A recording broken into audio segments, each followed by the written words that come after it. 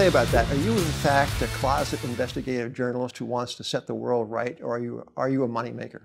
Which one? Well, I hope a little of both, and more the latter than the former. But I will say that I think some of the very best analysts that have worked at our firm, in fact, were investigative journalists. So there is a bit of an overlap on that. So they took the pay cut in good grace? Right. As to whether we're money makers, I'll leave it for my clients to decide.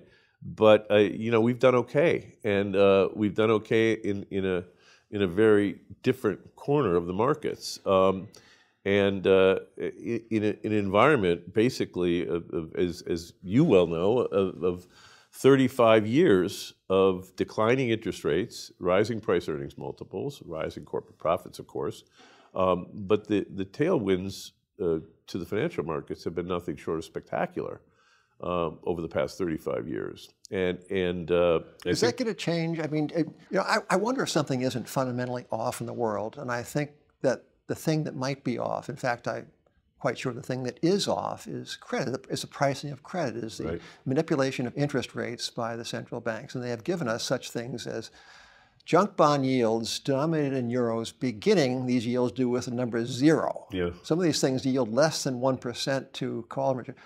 I mean, this is something new in the world, these rates, and the monetary regime is relatively new in the world.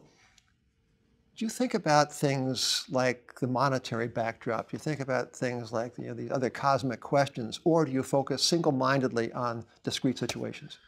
Well, again, remember, broadly speaking, we're in effect long the equity markets of any place where we're shorting stocks. So I think about them, and I think about what it offers us in the portfolio of choice of what to be short. So the incredibly low interest rate environment has given rise to behavior that is worse in some areas than others, and worse in some specific companies than others. I can't do a whole lot about, railing at the sky of the central bankers. Leave that to me. But I'd be remiss if I didn't say I agree with you that as you so aptly put it, when you've got your fingers or your whole fist on the scale, it alters things. It alters behavior. It alters what people expect. And perceptions of what is. And perception of what is. And so you begin to see people do kind of dumb things. And that's our bailiwick. Is this moment, with considering all things, is this moment the craziest juncture in finance that you have seen? I would say broadly yes, only because in other times that we have sort of deemed the market to be crazy, often it was in a narrow area, or it was in some specific large group of businesses or stocks.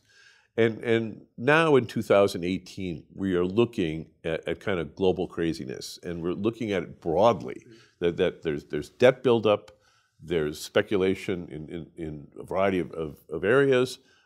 You've got low returns in lots of businesses that is being financially engineered by share buybacks and a variety of other things to prop up the businesses. And so, yeah, I think that this is much broader than 1999 or 87 or 2007 even.